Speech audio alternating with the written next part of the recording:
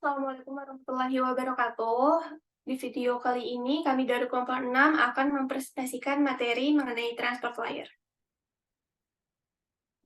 Adapun anggota kelompok kami terdiri dari Ega Surya, lalu ada saya, Rifalia, kemudian ada Gabriel, Seftira, dan juga Muhammad Abadia Safik.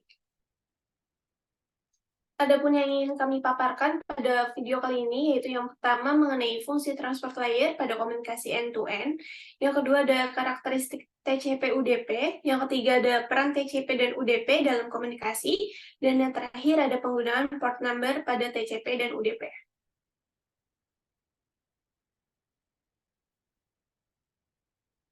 Nah, untuk pengertian transport layer itu sendiri merupakan lapisan keempat pada model referensi OSI yang secara umum lapisan transport ini mempersiapkan data untuk diproses pada lapisan ketiga, dilihat di sisi pengirimnya, dan menyiapkan data untuk diproses pada lapisan kelima. Itu terdapat di session layer, dilihat di sisi penerimanya. Nah, lapisan transport ini bertanggung jawab terhadap pengiriman data proses to proses. Untuk yang pertama, mengenai fungsi transport layer pada komunikasi end-to-end.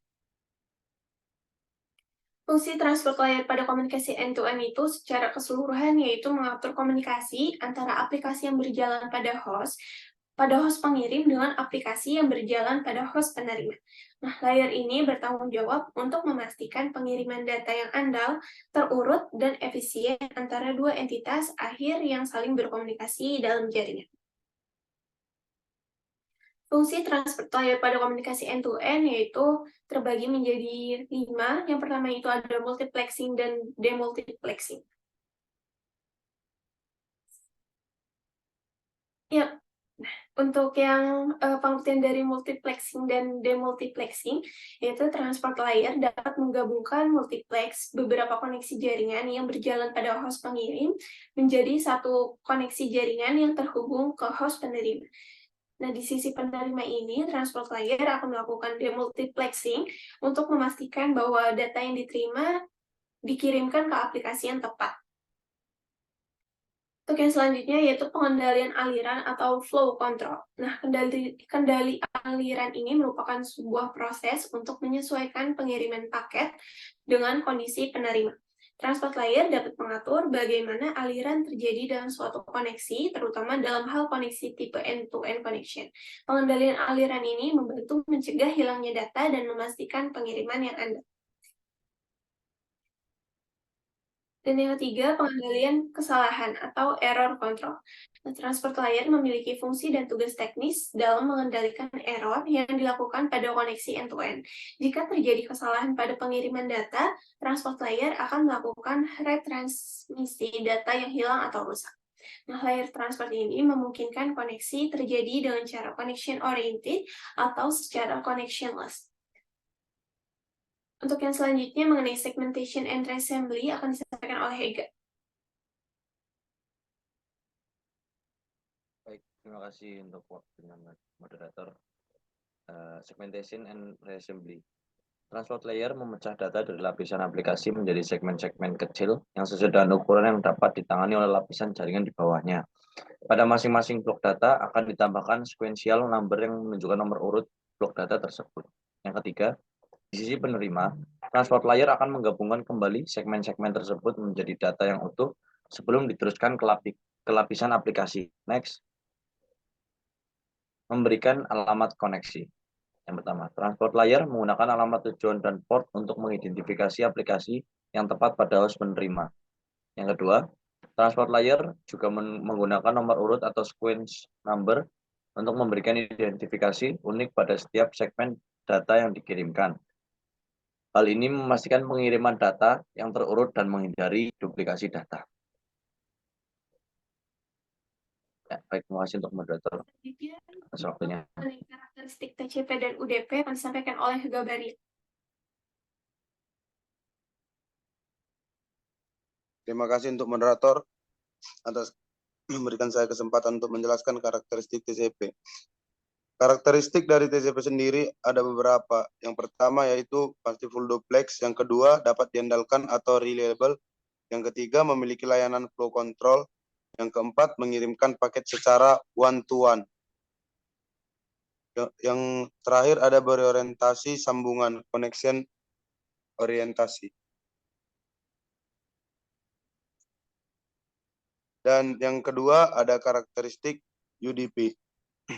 Karakteristik UDP sendiri ada 4 poin. Yang pertama, unreliable atau tidak andal. Yang kedua ada connectionless atau tanpa koneksi. Selanjutnya, UDP menyediakan mekanisme untuk mengirim pesan-pesan ke sebuah protokol lapisan aplikasi atau proses tertentu di dalam sebuah host dalam jaringan yang menggunakan TCP/IP. Dan karakteristik UDP yang terakhir adalah menyediakan perhitungan checksum berukuran 16 bit terhadap keseluruhan pesan UDP. Terima kasih, saya kembalikan ke moderator. Oke, baik, terima kasih. Untuk yang selanjutnya mengenai peran TCP dan UDP dalam komunikasi akan disampaikan oleh Septir.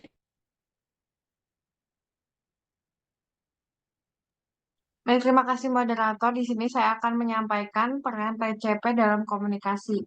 Yang pertama ada memastikan bahwa data yang dikirim dari pengirim ke penerima tiba dengan benar dan dalam urutan yang tepat.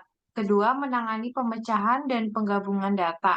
TCP membagi data menjadi segmen yang lebih kecil dan menggabungkan segmen-segmen tersebut di sisi penerima. Hal ini memungkinkan pengiriman data yang lebih efisien dan memastikan keutuhan data.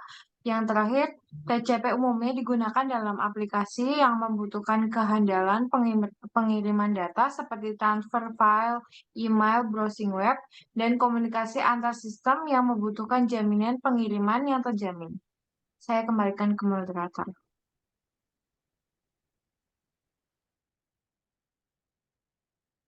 Ya, mungkin bisa dilanjut terlebih dahulu.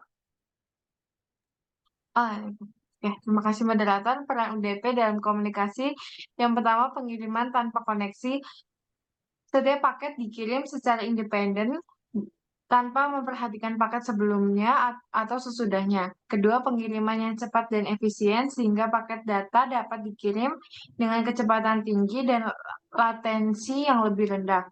Yang terakhir ada digunakan untuk aplikasi real time. UDP cocok digunakan dalam aplikasi yang membutuhkan kecepatan dan responsivitas real time seperti streaming video, VoIP, Voice over IP, game online, dan aplikasi yang membutuhkan transfer data yang cepat.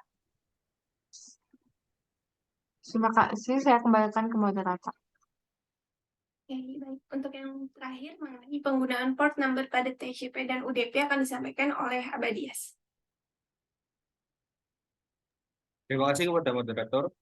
Untuk penggunaan port number TCP, port number digunakan untuk mengidentifikasi sebuah lokasi pengiriman dan penerima untuk menyampaikan segmen-segmen komunikasi TCP. Nomor di bawah angka 1024 merupakan port yang umum digunakan dan ditetapkan oleh IANA, Internet Assigned Number Authority. Terus ada multi connection, TCP mendukung banyak koneksi secara bersamaan di satu perangkat. Port number digunakan untuk membedakan setiap koneksi tersebut. Lalu UDP port berfungsi sebagai sebuah multiplexed message queue yang berarti bahwa UDP port dapat menerima beberapa pesan secara sekaligus. Yang terakhir ada data aggregation yang berarti setiap paket datagram dikirimkan secara independen. Port number membantu membedakan setiap datagram yang mengarahkannya ke aplikasi yang di perangkat penerima. Ya, terima kasih, saya kembalikan ke moderator. Baik, mungkin sekian presentasi dari kelompok kami. Terima kasih. Wassalamualaikum warahmatullahi wabarakatuh. Waalaikumsalam warahmatullahi wabarakatuh.